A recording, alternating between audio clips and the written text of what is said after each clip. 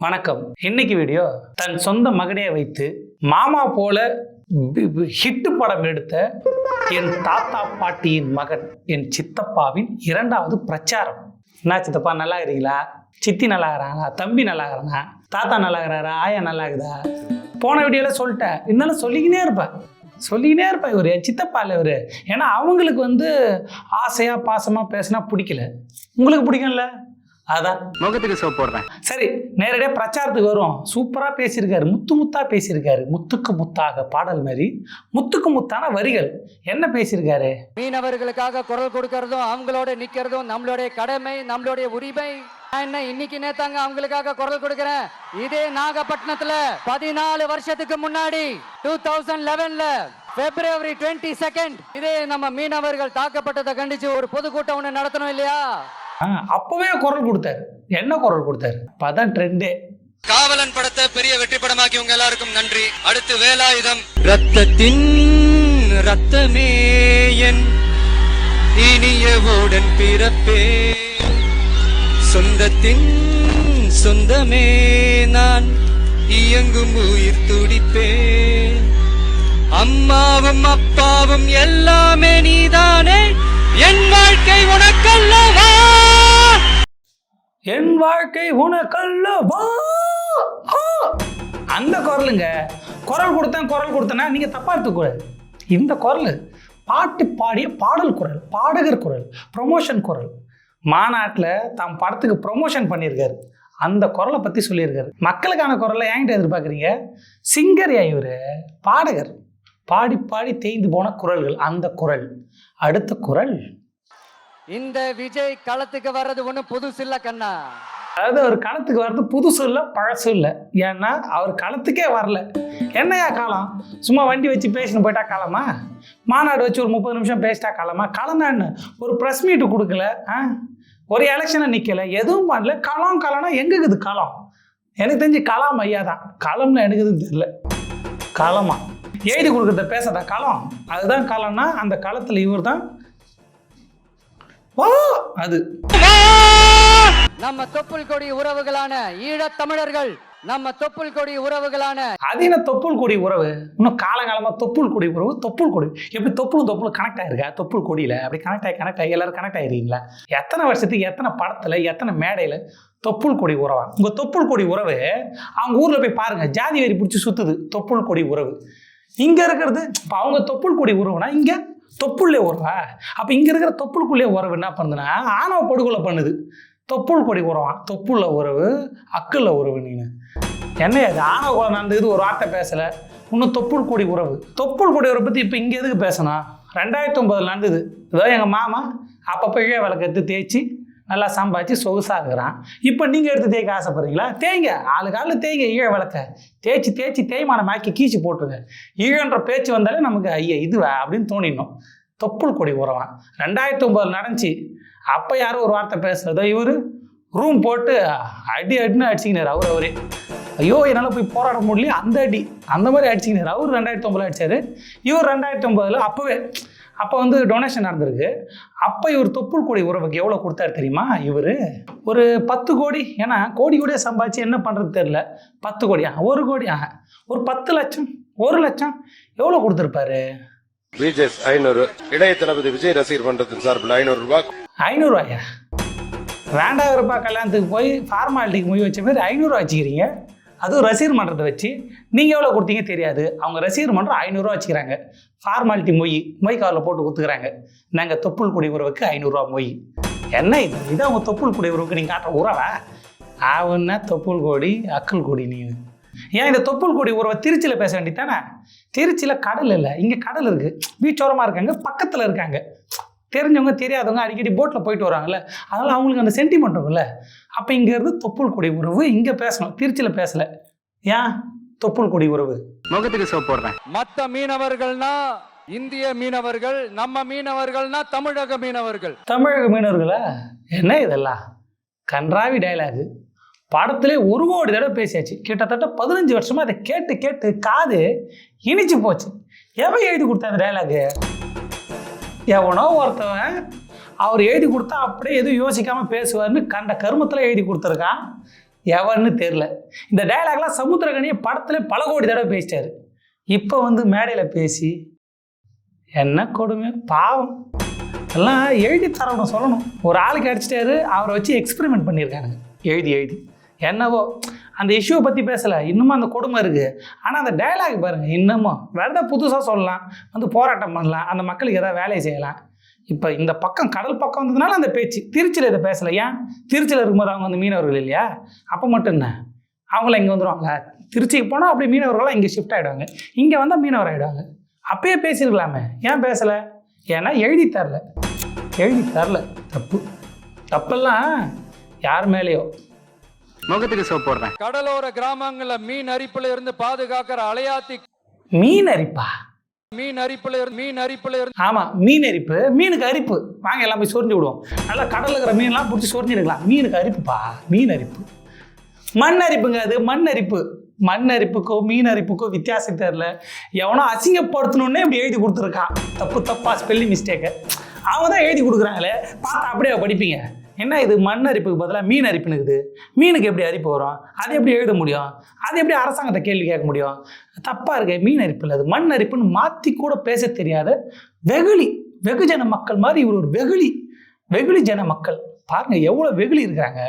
இவங்கெல்லாம் அரசியலுக்கு வந்து மக்களை வெகுளி ஆக்க போகிறாங்க இவரை மாதிரி. என்னங்க இது எழுதி கொடுத்தா அப்படியே படிக்கிறது கஷ்டமாக இருக்குது. அவர் நினச்சேன் நான் வந்து அவரோட தீவிர இது மீன் அரிப்பு. நானும் முகத்துக்கு சோப் போடுறேன். இவ்வளவு பாரம்பரிய கடல் சார்ந்த ஊர்ல இவ்வளவு பாரம்பரிய கடலா? கடல்ல கூடமா பாரம்பரியம்? எது இதுல பாரம்பரியம் வைக்கிறதுன்னு ஒரு இது இல்லாம போயிடுச்சு. யார் இப்படிலாம் எழுதி கொடுக்குறா? என்னது இது பாரம்பரிய கடலா?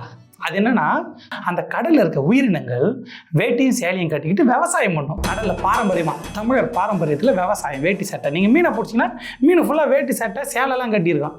அப்படித்தான் இருக்குது பாரம்பரிய கடலை. என்னங்க இது? அப்போ கடலூரில் இருக்கிற கடல் அது நான் பாரம்பரியம் இல்லாத கடலை? ஏங்க எல்லாம் ஒரே கடல் தாங்க, பே ஆஃப் பெங்கால் தானே. இது என்ன பாரம்பரிய கடல், பாரம்பரியம் இல்லாத கடல்? ஒன்றும் புரியலையே. உலகம் ஃபுல்லாக கனெக்ட் ஆகிறது கடல் தான். அப்போ கடலில் பாரம்பரியம்னா அப்போ என்ன இது பாரம்பரிய கடலா? அட போங்க, இதான் மேடையில் வச்சு வெளுன்னு வெளுத்துருக்கீங்களா? அவனே எழுதி கொடுத்துருக்க ஒரு மனுஷனை பழி வாங்கணும்னு எழுதி கொடுத்துருக்கான். பாரம்பரிய கடல், பாரம்பரிய ட்ரெஸ் கேள்விப்பட்டிருப்பீங்க, பாரம்பரிய உணவு, பாரம்பரிய நம்மளோட விவசாயம், இப்போ பாரம்பரிய கடல். முகத்துக்கு சோப் போடுறேன். நான் பேசுறதே 3 நிமிஷம் தான். வித்தவுட் ஸ்கிரிப்ட் 3 நிமிஷம் தான். அது என்னன்னா நண்பீஸ் உயிர் வணக்கம் அதில் 3 நிமிஷம் போயிடும். அதுக்கப்புறம் ஸ்கிரிப்ட் தான். ஸ்கிரிப்ட் இல்லைனா 3 நிமிஷம் தான் அவர் பேசுவார். அவரே அதை ஒத்துக்கிறதுனால பெரிய மனுஷன். சித்தப்பா எப்பவுமே பெரிய ஆள், தாத்தா மாதிரி நீங்கள் பெரிய மனசுக்குள்ள பெரிய மனுஷன். 3 நிமிஷம் தான் பேசுவார்.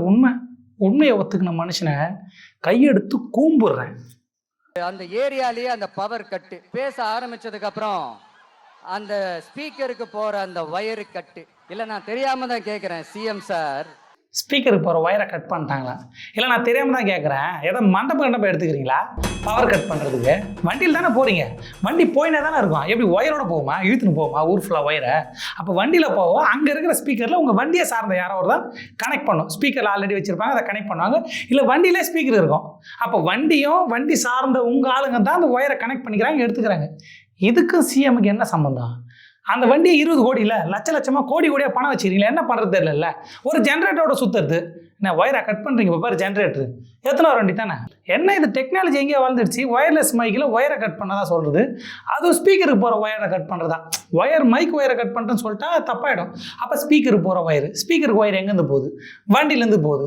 வண்டி எங்கே நிற்கணும் யாருக்கு தெரியும்? இவங்களுக்கு தான் தெரியும். ஸ்பீக்கர் எங்கே இருக்குன்னு யாருக்கு தெரியும்? இவங்களுக்கு தான் தெரியும். அப்போ இவங்க தான் கனெக்ட் பண்ணோம். அப்போ இவங்களே கட் பண்ணிட்டாங்களா? இவர் என்ன சொல்கிறாரு, கட் பண்ணிட்டாருன்னு. இவங்க கட்சியோட ஏதோ ஒரு பொறுப்பில் இருக்கிறார், மறந்துட்டாங்க. யாருன்னா ஆகச்சிறந்த அருண், அதாவது முன்னாள் IRS அதிகாரி. அவர் என்ன சொல்லியிருக்காருன்னா, அதிகாரிகளை உண்மையை தான் சொல்லுவார். பாத்தீங்கன்னா அது யாருமே எதிர்பார்க்கல. அந்த இடத்துல வந்து ஒரு தொழில்நுட்ப காரணம், ஏதோ தொழில்நுட்ப இது கோளாறாயிருக்கு. ஆனால் இவர் ஒயரை கட் பண்ணிட்டாங்களாம். போகிறது வண்டியில் கோடி கோடியாக பணம் இருக்குது, ஒரு ஜென்ரேட்டரை வச்சு ஒரு ஸ்பீக்கர் வச்சு பேச முடியாதா? இதெல்லாம் ஒரு காரணமா? என்னங்க நீங்கள் ஸ்கூல் பையன் மாதிரி என்ன பென்சிலில் குத்திட்டேன், பெண்ணில் குத்திட்டேன், முதுகில் கிள்ளிட்டேன், என்னங்க கம்ப்ளைண்ட் பண்ணுகிறீங்க? மைக்கு தானுங்க, ஸ்பீக்கர் தானுங்க, வச்சு வெளுத்து வாங்க ஒரு 4 வண்டியில். எவ்வளோ பணம் வச்சுக்கிறீங்க? அதில் உண்மை என்னென்னா பவரை கட் பண்ண சொன்னது யாருன்னா இவங்க கட்சிக்காரரு. அது எக்ஸ்போஸ் ஆகிடுச்சு, அதெல்லாம் எடுத்து போட விரும்பலை. இதெல்லாம் ஒரு பாயிண்ட், இது வேறு எடுத்து வர போடணுமே. கம்ப்ளைண்ட்லாம் பண்ணாதீங்க. எவ்வளோ பெரிய மனுஷன் நீங்கள் கம்ப்ளைண்ட் பண்ணிக்கிறீங்க? இன்னும் இடுப்பை பிடிச்சி கிள்ட்டான்ற மாதிரி இருக்குது. ஏன் கிள்றீங்க? தாண்டி ஒரு ரூல் ஒண்ணு போட்டாங்க, பஸ்ஸுக்குள்ளேயே இருக்கணுமா, பஸ்ஸை விட்டு வெளியில வரக்கூடாதா, கையை இவ்வளவுதான் தூக்கணுமா, இப்படியே வரணுமா. யார் சொன்னா, எதில் சொன்னா, எப்போ சொன்னா, அதை சொல்லுங்க. யாரோ சொல்லிட்டாங்க சொல்லி யார் சொன்னா? இவ்வளோதான் தூக்கணும், இப்படி தான் இருக்கணும், இப்படி மூஞ்ச மறைச்சிக்கணும், உங்கள் ரசிகர் வந்தால் கையை கொடுக்கக்கூடாது, ப்ரெஸ் மீட்டில் இன்டர்வியூ கொடுக்கக்கூடாதுன்னு யார் சொன்னா? யார் சொன்னால் பேரை சொல்லுங்கள். அப்படிலாம் இல்லை, சும்மா சொல்கிறது. கையை தூக்க உள்ள, காலை தூக்க உள்ள, எப்போ பாரு கம்ப்ளைண்ட்டு. இந்த பிரச்சாரத்தில் பேசினாரோ இல்லையோ கம்ப்ளைண்ட்டு. என்னை திட்டுறாங்க, என்னை அடிக்கிறாங்க, என்னை கொட்டுறாங்கன்ற மாதிரி வெறும் கம்ப்ளைண்ட். மக்கள்கிட்ட போய் கம்ப்ளைண்ட். மக்கள் இவர்கிட்ட கம்ப்ளைண்ட் பண்ணி இவர் தீர்த்து வைப்பார்னு பார்த்தா இவர் கம்ப்ளைண்ட் பண்ணுகிறார். ஏன்னா விடமாட்டுறாங்க. யார் ஊர்லன்னு தெரில, அவரே விடமாட்டுறாரு. அவரே முகத்துக்கு சோப் போடுறேன். நேரடியாவே கேட்கிறேன், சிஎம் சார் மிரட்டி பாக்குறீங்களா? அதுக்கு இந்த விஜய் ஆள் இல்ல சார். மேட்டெல்லாம் பார்க்காதீங்க, அதுக்கு இவர் ஆள் இல்லை. இவரை மேட்டெல்லாம் முடியாது. மேட்டினா என்ன தெரியுமா? கை தானே அக்களுக்கு போயிடும். அக்களுகள் 1000, வாரணம் 1000 மாரி அக்களுகள் 1000. சும்மா ஞாபகப்படுத்த சொன்னேன். வீடியோலாம் போட முடியாது, எல்லாருக்கும் தெரியும். சும்மா போட்டு காயப்படுத்த விரும்பலை. நான் ஞாபகப்படுத்த வந்தேன். ஞாபக சக்தி நான். ஞாபகம் இருக்கா சார்? உங்களை பயம்லாம் பொருத்த முடியாதுங்க. என்னங்க பயத்துக்கும் உங்களுக்கும் ஒன்றும் தெரில. அக்கள் தான் தெரியும் எனக்கு. முகத்துக்கு சோப் போடுறேன். சொந்தமா உழைச்சி சம்பாதிச்ச எனக்கு எவ்வளவு இருக்கும்? சொந்தமா உழைச்சி சம்பாதிச்சிங்களா? என்ன விவசாயம் பண்ணீங்களா? இல்லை ரஜினிகாந்த் மாதிரி கண்டக்டர் வேலை ஏதாவது பார்த்தீங்களா? வேற ஏதாவது கம்ப்யூட்டர் வேலைக்கு போனீங்களா? படிச்சுக்கிச்சு வேலை வாங்கினீங்களா? என்ன சொந்தமாக வச்சிங்க? உங்கள் அப்பா உங்களை வச்சு படம் எடுத்தார், அவர்கிட்ட இருக்கிற காசை வச்சு. அப்புறம் அவரே தொடர்ச்சியாக படம் எடுத்தார். அதுக்கப்புறம் உங்களுக்கு படம் வந்துச்சு. உழைச்சி சம்பாதிச்சுன்னு சொல்லாதீங்க. உங்கள் அப்பா வேணால் உழைச்சி உங்களுக்காக சம்பாதிச்சு கொடுத்தாருன்னு சொல்லக்கூடாது. அப்படிலாம் அவரை சொல்ல முடியாது. என்னங்க கேவலம் பேசுகிறீங்க? அவர் உழைச்சி தாங்க சம்பாதிச்சாரு, அவங்க அப்பா வச்சு அவர் சம்பாதிச்சாரு அப்படின்னு நான் சொல்ல, அவங்க அப்பாவே சொல்லியிருக்காரு. 69-70 லட்ச ரூபா கிட்டத்தட்ட செலவு பண்ணி நாளைய தீர்ப்புன்னு படம் எடுத்தேன்.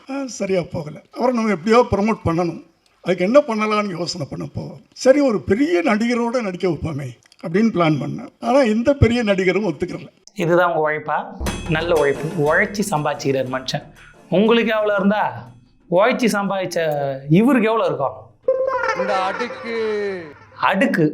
அடுக்குன்னா அடுக்குமாடி கட்டடமா? ஏதோ அடுக்குமாடி கட்டட பிரச்சனை பேசுறாருன்னு நினைக்கிறேன். இந்த அடுக்குமுறையா? அதாவது எல்லாத்தையும் எடுத்து அடுக்குறது. அடுக்குமுறை. அடுக்குவது எப்படி என்று சொல்லும் முறை அடுக்குமுறை. ஏங்க அடக்குமுறைங்க அது. என்னவோ அட கையில் பேப்பர் இருக்குல்ல, பார்த்து படிக்கலாம்ல. அவர் கரெக்டாக தான் படிச்சிருப்பாரு. அவர் எழுதி கொடுக்குறதுல அப்படியே படிக்கிறாரு. எவனோ எழுதி கொடுக்குறோம் மாற்றி எழுதி கொடுத்துருக்கான். அடுக்குமுறையா? என்னங்க கொடுமை. கஷ்டமாக இருக்கு உண்மையா. இப்படியா ஒரு மனுஷன்? அடக்குமுறைக்கும் அடுக்குமுறைக்கும் வித்தியாசம் தெரியாத வித்யாசாகர் பொழுது மியூசிக் டைரக்டர். அந்த உனக்கல்லுவா அதை வச்சு சொல்கிறேன். இதான் களத்தில் இறங்கின லட்சணமா? நல்லா இறங்கியிருக்கீங்க. முகத்துக்கு சோப் போடுறேன். இல்ல கெத்தா நேர்மையா எலெக்ஷனை சந்திக்க வாங்க சார். யார் எலெக்ஷனுக்கு கூப்பிட்றதுன்னு ஒரு இதுவே இல்லாமல் போயிடுச்சு. எலெக்ஷனுக்கு கூப்பிட்டுருக்காரு. எலெக்ஷனில் ஒரு எலெக்ஷனில் இறங்கினாருன்னா எத்தனை எலெக்ஷனில் இறங்கியிருக்காரு? எதுலேயும் இல்லை. எம்பி எலெக்ஷன் வந்து அப்போ தில்லா கெத்தா நேர்மையாக எலெக்ஷனில் இறங்க மாட்டார். ஏன்னா உத்தரவு வரல. எங்கே அந்த கடவுள்கிட்ட வந்து உத்தரவு வரல. அப்போ வரல. இடைத்தேர்தல் வந்துச்சு, அதில் தில்லா கெத்தா நேர்மையாக எலெக்ஷனில் இவர் தில்லா கெத்தா நேர்மை எந்த எலெக்ஷன்லையும் போக மாட்டாராம். உத்தரவு வந்தால் தான் இப்படி பேசுவார், உத்தரவு வந்தால் தான் இறங்குவார். அவங்க 40க்கு 40 அடித்து ஓட விட்டுனுக்குறாங்க. அவங்ககிட்ட போய் எலெக்ஷனில் குதிக்கிறது தான். ஏங்க காலம் 8ல் சின்ன மாமா சாட்டை உங்களை போட்டு புரட்டி எடுக்கிறாப்புல. அவனுக்கு போய் ஒரு பதில் சொல்லிட்டு வாங்க, அப்புறமா எலெக்ஷனை பற்றி பேசலாம். தில்லா கெத்தா நேர்மை எலெக்ஷனா? இல்லை முடியலன்னா இல்லை சீரியஸாக. என்ன இது? எவ்வளோ சான்ஸ் வந்துச்சு, சும்மா நின்று இருக்கலாம். நின்று உங்கள் தில்லா கெத்தா அதை காமிச்சிருக்கலாம். அதெல்லாம் காமிக்கல. முதலாளி சொல்கிற வரைக்கும், எங்கள் முதலாளி சொல்கிற வரைக்கும் நான் வெயிட் பண்ணுறேன்ல, அந்த மாதிரி நான் வெயிட் பண்ணேன். அவர் வெயிட் பண்ணல. அவர் தில்லா கெத்தா இருக்கார். என் வாழ்க்கை அது. முகத்துக்கு சோப் போடுறேன். என்ன துண்டு கலர் மாறிடுச்சு? என்ன இது பச்சை கலர்? ஓ விவசாயிடா இவரு. விவசாயி தெரியல, பச்சை துண்டு போட்டிருக்காருல்ல.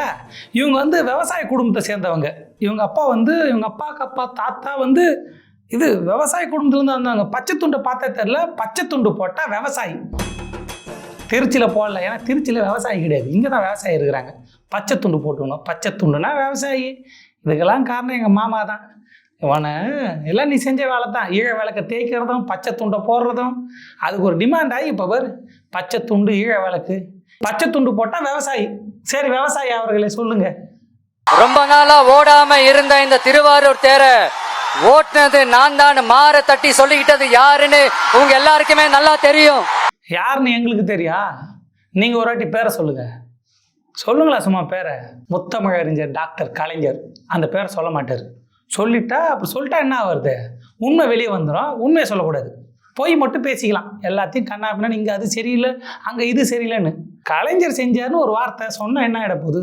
அவங்க வந்து அரசியல் எதிரி செஞ்சதுனால பேரை சொல்ல மாட்டார், ஆனால் சம்பவத்தை சொல்லுவார். சரி, அதுக்கு உங்களுக்கு என்ன சம்பந்தம்? இப்போ எதுக்கு அதை சொன்னீங்க? அதாவது அவங்க வந்து இப்படி பண்ணிட்டாங்களா, இவங்க அப்படி பண்ணிட்டாங்களா, ஏதாவது பேசணும், பாயிண்ட் இல்லை. கடைசியில் அங்கே சுற்றி இங்கே சுற்றி எவனை எழுதி கொடுத்துக்கிறான் பாருங்க. அவங்க பாயிண்ட்டு, நீங்கள் எதிரின்னு சொன்னவங்க பாயிண்ட் எடுத்து கொடுத்துக்கலாம். அவர் பேரை சொல்லுங்கள். எது தேர் கலைஞர்? சொல்ல மாட்டேன், உங்களுக்கு தெரியல, அப்படியே வச்சிட்றேன். சூப்பராக எழுதி கொடுத்துக்கிறீங்க. எவனும் உங்கள் டீம்லே ஒருத்தன் ஸ்பை இருக்கான், ஸ்பை. முகத்துக்கு சோப் போடுறேன். எல்லா இடத்துக்கும் அவங்க அப்பா பேரை வைக்கிறீங்க, உங்க அப்பா பேரை வைக்கிறீங்க. கரெக்டு.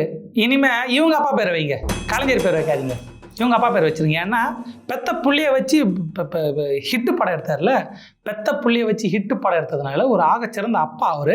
அதனால் இனிமேல் எல்லாத்துக்கும் இவங்க அப்பா பேர் வச்சுருங்க, கரெக்டாக இருக்கும். எல்லாத்துக்கும் இவங்க அப்பா பேர் ஆகச்சிறந்த அப்பான்னு. நண்பா, உன்னைத்தான் கேட்குறேன். உன்னைத்தான் 300 ரூபாய்க்கு வந்தியா தம்பி? உன்னைத்தான் கேட்குறாரு.